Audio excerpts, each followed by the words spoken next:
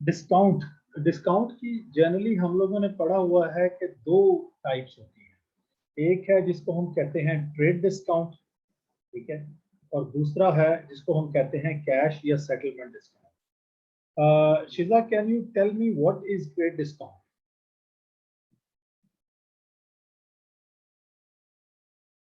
Sir trade discount वो होती है जब हम लेते हैं तो हमें थोड़ा सा रेगुलर कस्टमर या किसी भी बेस पे हमें डिस्काउंट होता है, लेकिन ये इनवॉइस में इन्वॉल्व नहीं होती, इसे ट्रेड डिस्काउंट कहते हैं। जी, फातिमा, आप कोई डेफिनेशन को रिफाइन करना चाहो?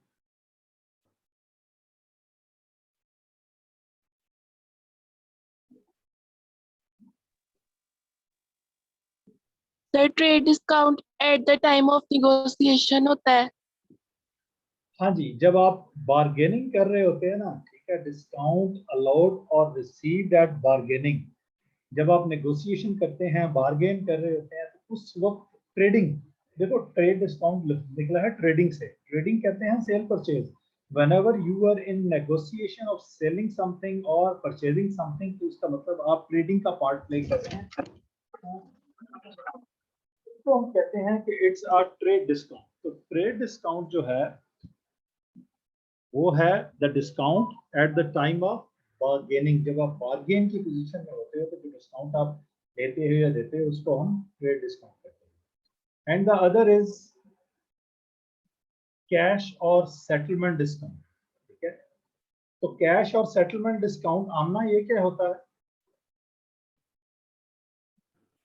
सर जो प्रॉम्प्ट पेमेंट पे हमें ऑफर होता है कि हाँ जी, विद इन सम डेज आप कर दो तो आपको डिस्काउंट मिल जाए। एग्जैक्टली डिस्काउंट अलाउड और रिसीव्ड एट अर्ली पेमेंट, ठीक है। अर्ली पेमेंट जब आप करते हैं तो आपको डिस्काउंट रिसीव होता है। अगर आप अर्ली पेमेंट टाइम से पहले रिसीव कर लें तो आप उसको डिस्काउंट अलाउ करते हैं कि अच्छा यार मुझे जल्दी पेमेंट कर दो तो मैं आपको इतना डिस्काउंट दे दूंगा। ये तो हो गया दोनों का इंट्रोडक्शन। अब कैलकुलेशन की जहाँ पे बात आती है, तो जब हम कैलकुलेट करते हैं तो ये एक फॉर्मेट है डिस्काउंट का। ये आपने हमेशा ज़हन में रखना है कि एक होती है लिस्ट प्राइस। लिस्ट प्राइस वो प्राइस है जो कि प्रोडक्ट के ऊपर डिस्प्लेड होती है, या इनिशियली आपको वो बंदा कहता है कि जनाब ये प्राइस है, that is called the list price. उसमें फिर आप उसको कहते हैं कि यार कुछ कम कर। वो जो आप कमी करवाते हैं बार्गेनिंग पे, that is called the trade discount. और जो कमी होने के बाद अमाउंट बचती है उसको हम कहते हैं net of trade discount. Net और ग्रॉस का कॉन्सेप्ट आप लोगों को काफी क्लियर है ऑलरेडी कि नेट अमाउंट वो होती है जिसमें से अगर कोई चीज आपने माइनस करनी है तो वो माइनस हो जाए तो जो बाकी अमाउंट बचेगी वो नेट है। और जब तक वो अमाउंट उसमें से ना निकले तो जो टोटल अमाउंट है उसको हम कहते हैं ग्रॉस अमाउंट, ठीक है। So list price is always a gross amount because discount के पर्सपेक्टिव से अभी तक इसमें से डिस्काउंट माइनस नहीं। ऑन द अदर हैंड जो नेट अमाउंट है वो है जिसमें से डिस्काउंट माइनस हो जाता है। लेकिन स्टिल ये अभी नेट ऑफ ट्रेड डिस्काउंट है, अभी इसमें से ट्रेड डिस्काउंट निकला है। अब लिस्ट प्राइस चूंकि हाँ मुकम्मल प्राइस होती है तो that is always 100%। Remember, list price हमेशा 100% होती है। ट्रेड डिस्काउंट आपको क्वेश्चन में या तो गिवन होगा, ठीक है, नहीं गिवन तो एज्यूम खैर नहीं कर सकते आप। डिस्काउंट में सेल्स टैक्स हो तो बंदा एज्यूम कर ले, ठीक है, इसकी एजम्पशन नहीं है, ये आपको डेफिनेटली क्वेश्चन में गिवन होगा। तो लेट्स से एज्यूम 20% आपका ट्रेड डिस्काउंट है, तो 100 में से 20% माइनस कर दें तो बाकी जो नेट अमाउंट बचेगी दैट इज 80%। जब आपने ट्रेड डिस्काउंट की कैलकुलेशन कर ली है तो अगले स्टेप में फिर आप कैश या सेटलमेंट डिस्काउंट कहते हैं। कैश डिस्काउंट जो है, जब आपने ये अमाउंट ले ली, यानी अब ट्रेड डिस्काउंट माइनस होने के बाद जो अमाउंट आई है कैश डिस्काउंट उस पर अप्लाई होता है। So you have to consider this amount once again 100%। अभी इसकी हम एक एग्जांपल भी करेंगे तो आपको ये चीज और क्लियर हो जाएगी कि जब ट्रेड डिस्काउंट माइनस होता है तो जो net of trade discount amount होती है ट्रेड डिस्काउंट के पर्सपेक्टिव से वो 100% नहीं होती, क्योंकि उसमें से ट्रेड डिस्काउंट माइनस होता है तो वो बाकी मांदा रह जाता है। लेकिन जब आपने उसमें से कैश डिस्काउंट माइनस करना है ना, तो याद रखिएगा कैश डिस्काउंट के पर्सपेक्टिव से आपने उसको फिर अमाउंट सेम रहेगी, फिगर सेम रहेगी, लेकिन आपने उसको कंसिडर करना है कि अब ये 100% हो गई। उसमें से आप लेट्स अज्यूम के 15% आपका कैश डिस्काउंट है, तो जो माइनस करेंगे तो फाइनल अमाउंट जो आपने लेनी है या जमा करवानी है दैट इज 85%। ठीक है, ये तब 85 है अगर आपका कैश डिस्काउंट 15% होगा।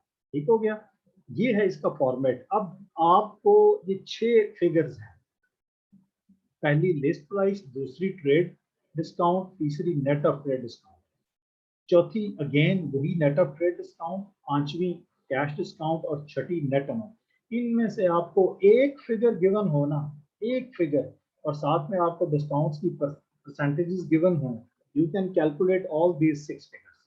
और उसके लिए जो मैजिकल फॉर्मूला है वो ये वाला फॉर्मूला है जो मैं आपको हमेशा पढ़ाया करता हूँ कि यार ये फॉर्मूला हमेशा ज़हन में रखो, ये आपको इसी चीज़ में बहुत काम देगा। That is amount divided by current percentage multiplied by required percentage. यानी कोई भी अमाउंट है, जितने परसेंट को है उससे डिवाइड कर दो और जितने परसेंट आपने फाइंड करना है उससे मल्टीप्लाई। देन लेट्स से ये हमारी एक एग्जांपल है, मिस्टर अली है, उसने इक्विपमेंट सेल किया 60,000 का John. He offered 10% trade discount and 25% cash discount. 10% trade discount और 25% cash discount on early payment. Ali has received the amount due well before time. यानी इसका मतलब कि उसको कैश डिस्काउंट उसने जो ऑफर किया था वो देना पड़ेगा। And John is eligible for cash discount. Calculate net payment to be received by Ali. अब इसमें अगेन सबसे पहले आपने ट्रेड डिस्काउंट कैलकुलेट करना है, उसका वही तरीका है। आपको ये 60,000 लिस्ट प्राइस गिवन है, उसको लिख लें। This 60,000 is actually 100%। उसमें से ट्रेड डिस्काउंट 10% है, ये आप माइनस करेंगे, यानी 10% कैसे, 60,000 डिवाइडेड बाई 100 मल्टीप्लाइड बाई 10। अब आपके पास ये अमाउंट आ गई है। अब आप जो net of trade discount amount है उसको कैलकुलेट करने के आपके पास 3 तरीके हैं। तरीका नंबर 1 कि 60,000 डिवाइडेड बाई 100 इंटू 90, क्योंकि 100 में से 10% निकालूंगा तो net of trade discount amount रह जाएगी, वो 90% होगी। तो 60,000 डिवाइडेड बाई 100 इंटू 90 करो तो भी आंसर आ जाएगा 54,000। या 6,000, अब ये एक अमाउंट आपके पास और आ गई है ना ट्रेड डिस्काउंट का, आप यहां से भी नेट अमाउंट निकाल सकते हो। कैसे, 6,000 डिवाइडेड बाई 10, 6,000 चूंकि 10% है तो डिवाइडेड बाई 10 कर दो, मल्टीप्लाइड बाई 90 करो तो भी आपको आंसर 54,000 है। और तीसरा तरीका कैलकुलेट करने का कि इस 60,000 में से 6,000 माइनस कर दो तो आपका 54,000। ये तीनों तरीके बता इसलिए रहा हूँ कि एग्जाम में आपको शायद पता नहीं तीनों में से कौन सी फिगर दे दे, पता नहीं लिस्ट वाइज दे दे, पता नहीं ट्रेड डिस्काउंट दे दे, पता नहीं net of trade discount amount दे दे, तो आपको यहाँ से फिर फॉरवर्ड रिवर्स हर किस्म की वर्किंग करनी आनी चाहिए। वंस आपने ट्रेड डिस्काउंट कैलकुलेट कर लिया तो अगला स्टेप आपने क्या है, कैश डिस्काउंट कैलकुलेट करना है। उसके लिए आप क्या करते हैं, यही अमाउंट फिर से ले लेते हैं। यहाँ पे ये देखें 54,000 ट्रेड डिस्काउंट के पर्सपेक्टिव से 90%, ठीक है। Where are the annotations?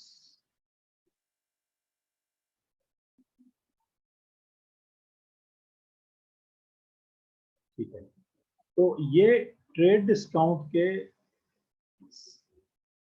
Point of view से ये अमाउंट यू कैन सी कि ये 90% है, ठीक है। लेकिन आप जब इसको कैश डिस्काउंट के लिए यहाँ पे लेके जाएंगे तो यू सी कि अब ये अमाउंट जो है ये 100% हो जाएगी।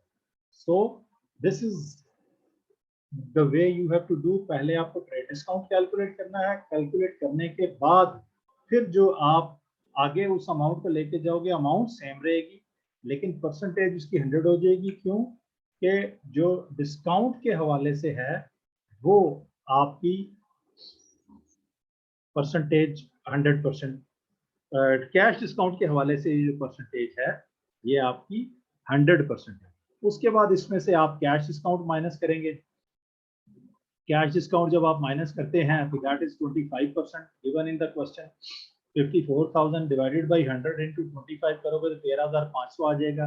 अब अगेन जो नेट अमाउंट है उसको कैलकुलेट करने के वही 3 तरीके कि 54,000 डिवाइडेड बाई 100 इंटू 75 कर दो या 13,500 डिवाइडेड बाई 25 इंटू 75 कर दो, या 54,000 माइनस 13,500 कर दो, तो आपका आंसर 40,500 निकल आएगा। ठीक है, ये है तरीका डिस्काउंट की कैलकुलेशन का। इसी तरीके से ये एक और ट्रांजैक्शन है कि mister Brown allowed 25,000 as trade discount. Trade discount is 20%, cash discount 15%। Calculate the amount of cash discount. Cash discount की अमाउंट कैलकुलेट करनी है आपको।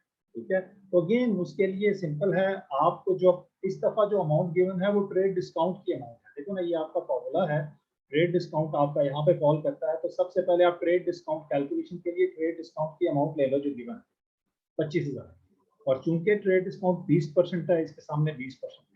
अब मैं बाकी दोनों अमाउंट कैलकुलेट कर सकता हूँ। कैसे? 25,000 डिवाइडेड बाई 20 करूंगा, इंटू 100 करूंगा, तो 1,25,000 आपकी लिस्ट प्राइस आ जाएगी।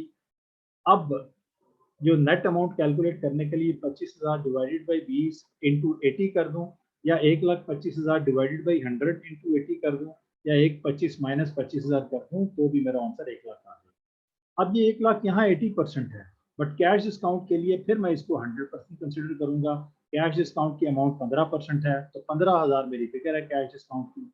नेट अमाउंट भी अगर मुझे कैलकुलेट करनी है तो I can calculate the net amount. यहाँ तक शिजा आपको कोई इशू, कोई क्वेरी है तो?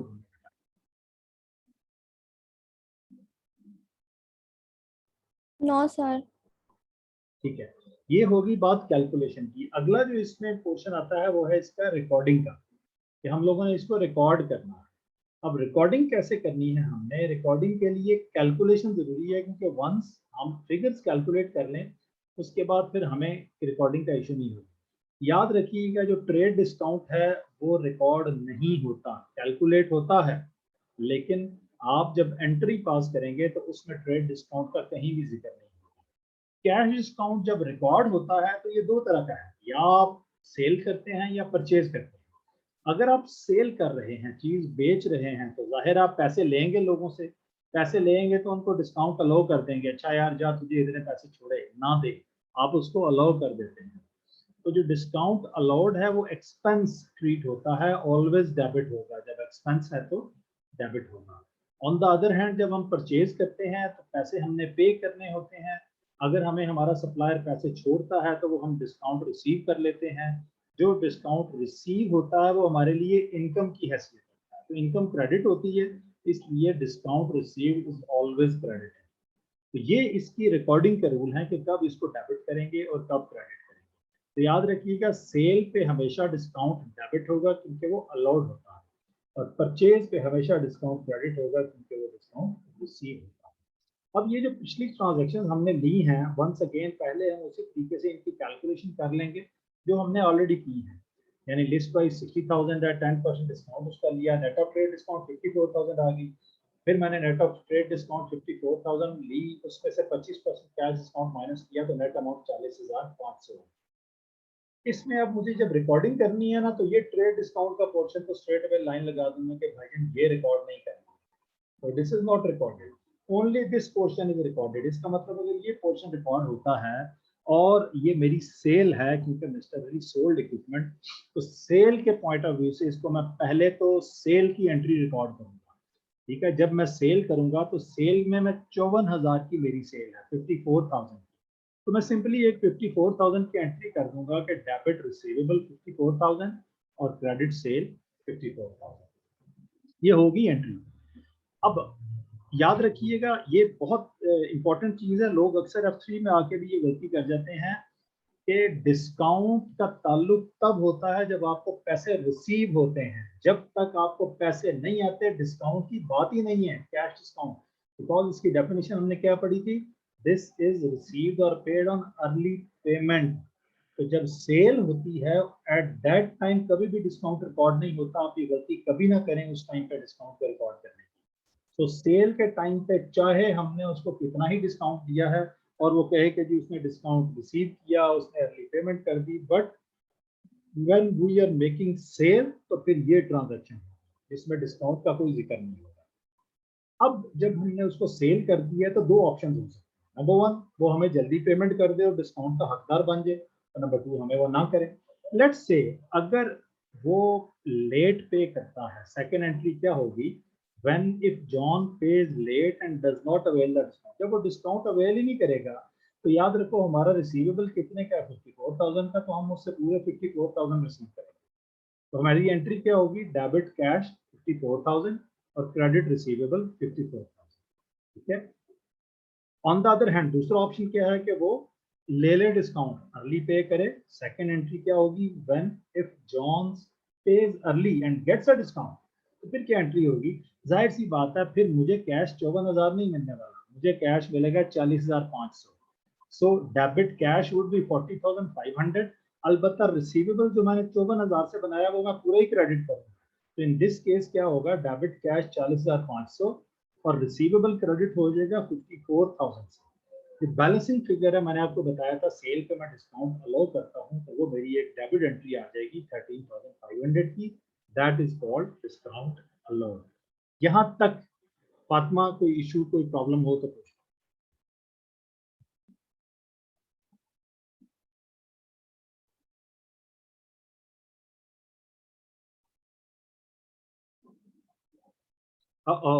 फातिमा जिंदा ही नहीं है हमारे पास, उसको नींद आई हुई थी, ठीक है। Abdullah, any Curie any problem, इसमें कोई मसला हो तो बोलो। नहीं सर। अच्छा ठीक है, तो वो जो फिर दूसरी हमारी ट्रांजैक्शन थी ना, उसको जस्ट एक रिवीजन पर्पस के लिए देख लेते हैं कि मिस्टर ब्राउन ने डिस्काउंट रिसीव किया है। Mister Brown receive 25,000 at trade discount, वो 20% था, कैश डिस्काउंट 15% है।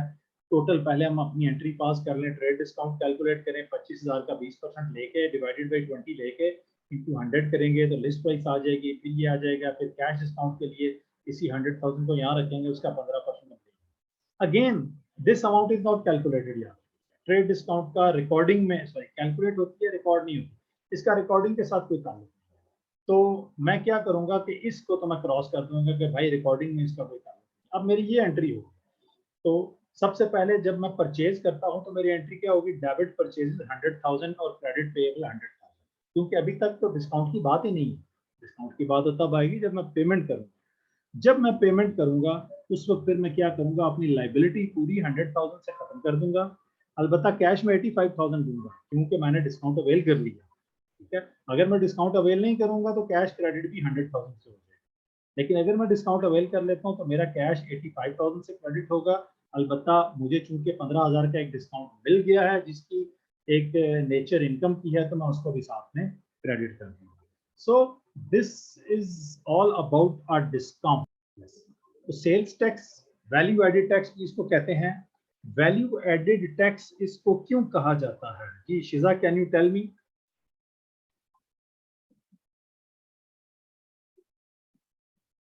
सर क्योंकि ये यूके में ऐसे इसका नाम है। यूके में ऐसे है। आमना आप बता सकती हो कि ये यूके की वजह से है या हमारी वजह से है? वैल्यू एडेड टैक्स, इसको वैल्यू एडेड टैक्स क्यों कहते हैं? सर ये चीज की वैल्यू के हिसाब से हम उसके ऊपर लगा रहे हैं, तो नाम से तो यही बनता है वैल्यू एडेड। जी जो चीज की हाँ, वैल्यू है उसके लिहाज से उसके ऊपर लगा ठीक रहे हो गया। अनऑथराइज्ड एक्सेसर, अहमद इकबाल आप बता सकते हो कि इसको हम वैल्यू एडेड टैक्स क्यों कहते हैं?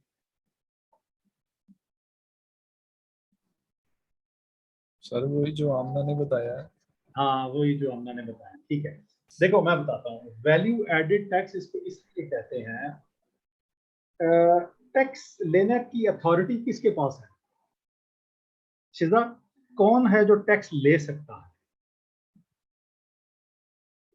Sir government. गवर्नमेंट। गवर्नमेंट के अलावा कोई बंदा मजाज नहीं है टैक्स लेने का।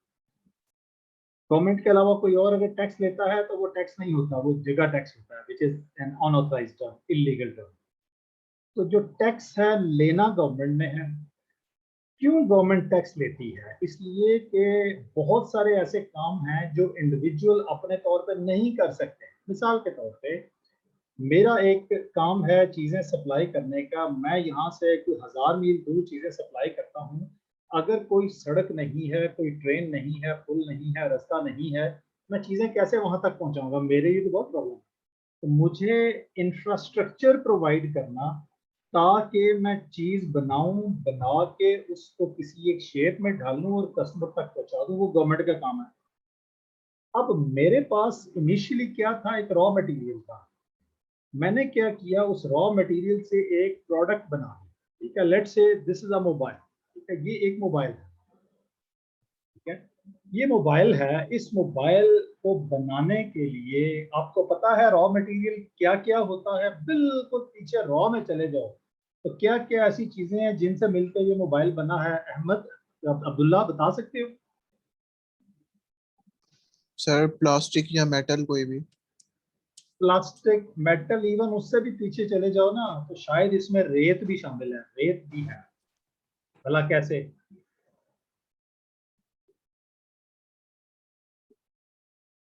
रेत से क्या बना है इसका? सर सिलिकॉन, वो जो होता है। हाँ, रेत से सिलिकॉन लेते हैं। सिलिकॉन से आपकी आईसीज, ट्रांजिस्टर, कैपेसिटर जो इसमें लगे हुए हैं बॉडी, और सिलिकॉन इसमें बहुत जगह पे यूज होता है। ठीक है, अब मुझे ये बताओ कि मैं खाली वो जो इंग्रेडिएंट्स हैं, कुछ प्लास्टिक पास रख लूँ, कुछ रेत पास रख लूँ, कुछ इस तरह की चीजें रख लूँ, उनकी इकट्ठी एक पोटली बनाऊं और उसके ऊपर ऐसे ऐसे नंबर डायल करूं, तो क्या शीजा से बात हो जाएगी मेरी? कभी भी नहीं। क्यों? कि वो एक रॉ मटेरियल है। मुझे उसको पहले इस शेप में लाना है कि वो एक ऐसी प्रोडक्ट बन जाए जो वैल्यूएबल हो, इसकी वैल्यू हो। जिन रॉ मटेरियल से मिलके ये मोबाइल बना है ना, मैं जितना इसमें रॉ मटेरियल लगा है मैं वो सारी चीजें ला के आपको दे दूं और बोलूं कि ये 40,000 का ले लो। दूसरी तरफ वो मोबाइल बना हुआ मैं आपको दे दूं, डेफिनेटली आप मोबाइल 40,000 का ले लोगे, वो मुझसे आप 40 रुपए का भी नहीं लोगे। क्यों? उसकी कोई वैल्यू नहीं है। तो जब मैंने उसको कंप्लीट करके एक प्रोडक्ट बना दिया तो अब इसमें वैल्यू एडिशन होगी। ये बड़ा पॉइंट समझने वाला है, ध्यान रखिए। अब इस प्रोडक्ट में वैल्यू एडिशन होगी। अब सवाल ये है कि मैं तो इस प्रोडक्ट की वैल्यू में ऐड कर दिया मैंने, लेकिन मैं इसको कंज्यूम तो नहीं करने वाला हूँ। I am the manufacturer. मैंने मोबाइल बनाया तो मैं मैन्युफैक्चरर हूँ। तो जब मैंने इसमें जो वैल्यू ऐड हुई है उसका कोई फायदा मुझे नहीं होना, तो मैं इस पे ये टैक्स क्यों पे करूं? क्योंकि ये टैक्स है जिसका नाम है वैल्यू एडेड टैक्स। यानी ये वो टैक्स है जो प्रोडक्ट की वैल्यू एडिशन पे होता है। वैल्यू एडिशन, वैल्यू का मतलब, वैल्यू किसी भी उस चीज की तब बनती है जब उसको किसी न किसी पर्पज के लिए इस्तेमाल किया जा सके, तो वो वैल्यू बन जाती है। अब मैंने ये मोबाइल आगे बेच दिया रिटेलर को। इसका मतलब जब मैं वैल्यू उसकी एडिशन का बेनिफिट एंजॉय नहीं कर रहा हूँ तो मैं टैक्स भी पे नहीं करूंगा। सो मैन्युफैक्चरर ये टैक्स पे नहीं करता। आगे चले जाएं, उसने दे दिया रिटेलर को। अब रिटेलर के पास पिन पैक मोबाइल आ गए हैं, डब्बे सारे आ गए हैं। आपका क्या ख्याल है कि वो हर डब्बे को खोल के दो चार अपनी कॉलें करके अपना बेनिफिट लेके तब बेचता है आगे? नहीं, वो as it is pack, pin pack form में आगे बेच देता है। इसका मतलब उसमें जो वैल्यू एडिशन हुई है, रिटेलर, होलसेलर ने भी उसका कोई बेनिफिट नहीं लिया। होलसेलर आगे रिटेलर को बेचता है, शॉप वाले को, शॉप वाला भी उसका बेनिफिट नहीं लेता। शॉप वाला आगे बेच देता है जाके शिजा को। शिजा ने मोबाइल लिया, उसकी वो ऊपर से रैपर फाड़ा, उसका डिब्बा खोला, सील खत्म की, पिन पैक मोबाइल निकाला, साथ ही शिजा को 40,000 ठुक गए। अब इसका मतलब है कि जो उसमें रॉ मटेरियल ने मिक्स होके एक मोबाइल की शेप ली है ना, उसके बेनिफिट अब कौन ले रहा है? शिजा। शिजा इज द कंज्यूमर। तो याद रखिएगा, चूंकि इस प्रोडक्ट की वैल्यू के एडिशन के बेनिफिट्स को कंज्यूमर एंजॉय कर रहा है, इसलिए ये टैक्स भी कंज्यूमर पे करेगा। तो इसमें याद रखिएगा, ये इसका मैकेनिज्म में हम अभी डिटेल में उसको देखेंगे कि जो इसका टैक्स है ये पे कंज्यूमर करता है और रिसीव गवर्नमेंट करती है। बीच वाली पार्टीज इस हाथ दे उस हाथ ले। ठीक है, लेट्स से एक कंज्यूमर, मैं रिटेलर हूँ, कंज्यूमर ने मुझे टैक्स दिया, मैंने उससे पकड़ा और इधर से आगे रिटेलर को दे दिया, होलसेलर को दे दिया। होलसेलर ने रिटेलर से टैक्स पकड़ा, मैन्युफैक्चरर को दे दिया। मैन्युफैक्चरर ने होलसेलर से टैक्स पकड़ा, सप्लायर, रॉ मटेरियल के सप्लायर को दे दिया। रॉ मटेरियल के सप्लायर ने मैन्युफैक्चरर से टैक्स पकड़ा और गवर्नमेंट को दे दिया। तो मुख्तलिफ हाथ बदलता हुआ टैक्स गवर्नमेंट तक पहुंच जाता है। आप देखें, जब आप ये मोबाइल खरीदते हैं तो 40,000 का अगर मोबाइल है और उसके बाद इसमें 5,000 इस पे टैक्स है, तो you are going to pay the 45,000 to the shopkeeper. Shopkeeper के पास क्या अथॉरिटी है मुझसे टैक्स लेने की? लेकिन वो लेता है। क्यों? कि उसने अपने पास नहीं रखना, इवेंचुअली ये टैक्स गवर्नमेंट तक चला जाएगा। इस तरह के टैक्सेस को हम कहते हैं इनडायरेक्ट टैक्सेशन, यानी ये सेल्स टैक्स या वैल्यू एडिड टैक्स इनडायरेक्ट होता है, ये हम डायरेक्टली गवर्नमेंट को नहीं पे करते, बल्कि ये मुख्तलिफ हाथ बदल बदल के गवर्नमेंट तक पहुंच जाता है। इसलिए इसको वैल्यू एडिड टैक्स कहते हैं कि ये जो वैल्यू में, प्रोडक्ट की वैल्यू में एडिशन होती है, उसके बेनिफिट्स को जो एंजॉय करता है वो टैक्स पे करता है इस पे। So that is called the value added tax.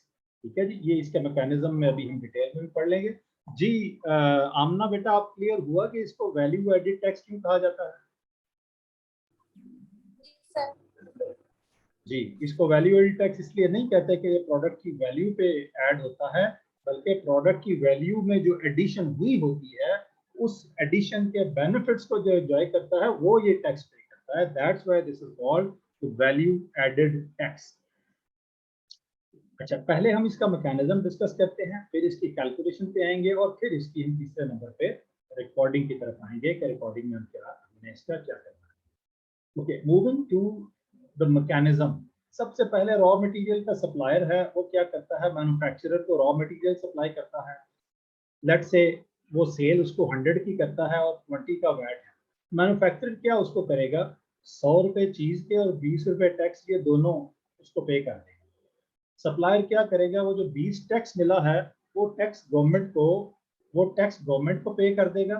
ठीक है, वो टैक्स जो है वो गवर्नमेंट को पे कर देगा और बाकी पैसे जो है वो अपने पास रख लेगा 100 रुपए, क्योंकि वो प्रोडक्ट की प्राइस है। मैन्युफैक्चरर ने 120 पे कर दिए हैं, यहाँ तक मैन्युफैक्चरर टैक्स पे कर चुका है। ठीक है, मैन्युफैक्चरर क्या करेगा, यही चीज आगे होलसेलर को बेच देगा। हम एज्यूम कर रहे हैं कि प्रॉफिट बीच में कोई भी नहीं है, जिसने जितने की चीज ली वो उतने की ही बेचता है। तो मैन्युफैक्चरर क्या करेगा, होलसेलर को बेचेगा, 100 और 20 टैक्स उसको चार्ज कर देगा 20%। तो होलसेलर क्या करेगा, 120 रुपए उसको पे कर देगा मैन्युफैक्चरर को। जब होलसेलर मैन्युफैक्चरर को 120 पे कर देगा, तो इसका मतलब ये है मैन्युफैक्चरर को जो 20 रुपए टैक्स के सप्लायर को दिए थे वो वापस मिल गए।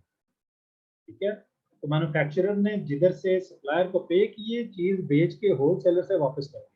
होलसेलर अब पे कर चुका है, होलसेलर यही चीज आगे रिटेलर को बेचेगा और उसको बोलेगा भाई 120 मुझे दे दो।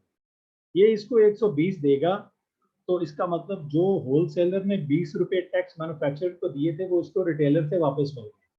इसी तरह रिटेलर आगे कंज्यूमर को सेल करेगा 120 रुपए की, तो कंज्यूमर क्या करेगा, 120 रुपए रिटेलर को दे देगा, जिसमें 100 रुपए प्रोडक्ट की प्राइस और 20 रुपए टैक्स। तो आप ये देखें कि ये 20 रुपए टैक्स यहाँ से चलता चलता अल्टीमेटली कंज्यूमर को पड़ गया, कंज्यूमर चीज देगा और इस्तेमाल कर देगा, इसको अब ये पैसे वापस नहीं मिलने वाले। इवेंचुअली टैक्स पे किसने किया, कंज्यूमर ने, और रिसीव किसने किया, गवर्नमेंट ने। This is the mechanism of the sales tax, that's why this is called value added tax. इसमें अगर कोई क्यूरी, कोई प्रॉब्लम, कोई इशू है तो प्लीज जी। तो ये मिस्टर अली जब इक्विपमेंट सेल करेगा 60,000 का, तो लिस्ट प्राइस उसकी 60,000 है, वो 100% है, सेल्स टैक्स 20%, 60,000 का 20% ले लूंगा, यानी 60,000 डिवाइडेड बाई 100 मल्टीप्लाइड बाई 20 तो 12,000 आ जाएगा। जो ग्रॉस अमाउंट बनेगी वो 72,000 है, क्योंकि इसमें सेल्स टैक्स शामिल है। ठीक है जी, इसी तरीके से लेट्स से दूसरी ट्रांजैक्शन है, mister Brown paid 25,000 as sales tax. अब ये अमाउंट सेल्स टैक्स गिवन है आपको, तो मैं क्या करूंगा, सेल्स टैक्स ले लूंगा 25,000, इसके सामने 20,000 लिख लूंगा। अब मुझे अगर एक्सक्लूडिंग टैक्स अमाउंट कैलकुलेट करनी है तो 25,000 डिवाइडेड बाई 20 इंटू 100 करूंगा, क्योंकि एक्सक्लूडिंग टैक्स अमाउंट या लिस्ट प्राइस 100 होती है और मेरी टोटल अमाउंट 150 बनती है, तो मैं 25,000 डिवाइडेड बाई 20 इंटू 120 करूंगा तो 150 आ जाएगी, या सिंपली लिस्ट प्राइस और नेट अमाउंट को ऐड करूंगा तो मेरी टोटल इंक्लूडिंग टैक्स अमाउंट आ जाएगी। ये है इसकी calculation, it's just like the discount, आपको बस ये फॉर्मूला आना चाहिए। फाइनल चीज जो इसकी रिकॉर्डिंग के है, उसी तरीके से जैसे डिस्काउंट में हमने सेल परचेज की बात की थी, सेल्स टैक्स भी अगर हम परचेज कर रहे हैं तो हम टैक्स पे करेंगे, क्योंकि चीज के पैसे पे करते हैं, साथ टैक्स भी पे करेंगे। और जो हम टैक्स पे करते हैं that is called input VAT. अच्छा, इनपुट और आउटपुट को हमेशा प्रोडक्ट के पर्सपेक्टिव से आपने याद रखना है। चीजें इन हो रही हैं तो इनपुट वैट, परचेज करते हैं ना तो चीजें इनपुट होती हैं ऑर्गेनाइजेशन में, दैट इज इनपुट वैट। अगर हम सेल करते हैं तो चीजें आउट होती हैं, that is called output VAT. तो इनपुट वैट, चूंकि हमने एज अ बिजनेस, अगर मैं बात करता हूँ, मैंने बिजनेस की रिकॉर्डिंग है ना, कंज्यूमर की तो बात नहीं कर रहे हैं। तो बिजनेस के लिए जो वैट उसने पे किया है वो उसका एसेट है। क्यों? बिजनेस तो वैट पे ही नहीं करता, तो जब उसने पे कर दिया तो इट कैन बी रिकवर्ड। कैसे रिकवर कर सकता है? या तो चीज बेचेगा तो कस्टमर से वापस मिल जाएंगे, और अगर चीज ना बिकी तो वही पैसे वो गवर्नमेंट से ले सकता है, लेकिन इसके लिए उसको वैट रजिस्टर्ड होना चाहिए, ये सेल्स टैक्स रजिस्टर्ड होना चाहिए। तो ऐसी चीजें जो मैंने किसी को दी हो, मुझे वापस मिलनी हो, वो मेरा रिसीवेबल होता है, that is an asset. Asset है तो वो डेबिट होगा। तो याद रखिएगा, परचेज पे हमेशा आपका सेल्स टैक्स डेबिट होता है, क्योंकि आप पे करते हैं एज अ बिजनेस, आपको वो वापस मिलना होता है। इसी तरीके से जब आप सेल करते हैं तो आप वैट रिसीव करते हैं। वैट आप नहीं रख सकते अपने पास, ये गवर्नमेंट की अथॉरिटी है, गवर्नमेंट को जमा कराना है आपने। तो जितना टैक्स आपने रिसीव किया हुआ है, this is a liability on you। तो ये liability है, तो it has to be paid to the tax authority, so it's a credit। ठीक है। अब आप चाहे तो चीज खरीदने के लिए उसको पे कर दो, उसको नहीं पे किया तो गवर्नमेंट को पे कर दो। दोनों सूरतों में बहरहाल आपने ये वैट वापस करना ही करना है, आप अपने पास उसको नहीं रख सकते। इसी तरीके से ये फॉर्मूला आप हमेशा जहन में रखें। हम उसी ट्रांजेक्शन को लेते हैं जो हमने पहले कैलकुलेट की थी। ठीक है, वो ट्रांजैक्शंस जो हमने कैलकुलेट की थी उसमें लिस्ट प्राइस जो थी वो 100% थी, सेल्स टैक्स उसमें 20% था, और इंक्लूडिंग टैक्स अमाउंट जो है वो 120%। अब इसकी जब हम रिकॉर्डिंग करेंगे तो क्या होगा? देखो, कैश हमें कितना मिलेगा? 72,000। क्यों? हमें चीज के पैसे भी मिल रहे हैं, हमें टैक्स के पैसे भी मिल रहे हैं। अलबत्ता हमारी हमारी जो सेल है ना वो 60,000। हम सेल पूरी 72 की रिकॉर्ड नहीं कर सकते, क्योंकि इनकम मेरी 60 है, तो एक्स्ट्रा 12,000 है वो मेरे पास एक लाइबिलिटी है गवर्नमेंट की, उसको मैं क्रेडिट कर दूंगा 12,000 VAT as an increase in liability. इसी तरीके से अगर हम परचेज की कोई ट्रांजेक्शन लेते हैं, मिस्टर ब्राउन पेड 25,000, जब पे किया तो उसका मतलब ब्राउन परचेज कर रहा है। तो पहले हम अपनी कैलकुलेशन में अमाउंट पूरी कर लें। तो अब आप ये देखें कि जब मैंने पे किया तो मुझे 1,50,000 पे करना है, तो मेरा कैश जो क्रेडिट होगा वो 1,50 से होगा। अलबत्ता मेरी परचेजेज 1,25 है, क्योंकि प्रोडक्ट की प्राइस 1,25 है। याद रखिएगा, सेल और परचेज में हमेशा नेट अमाउंट आती है, लिस्ट प्राइस आती है। तो प्राइस वो आती है जो प्रोडक्ट की प्राइस होती है, उसमें वैट शामिल नहीं होता परचेज और सेल में। हाँ, वैट अलग से आपने लिखना है। अगर आप परचेज कर रहे हैं तो वैट एसेट है, तो एसेट डेबिट होगा। टोटल जो आप अमाउंट पे करेंगे वो आपकी परचेजेस और वैट दोनों मिला के होगा। सो यहाँ तक अगर कोई क्वेरी, कोई क्वेश्चन, कोई प्रॉब्लम है तो प्लीज मुझसे पूछ लो, अदरवाइज वी आर डन। जी, एनी क्वेश्चन?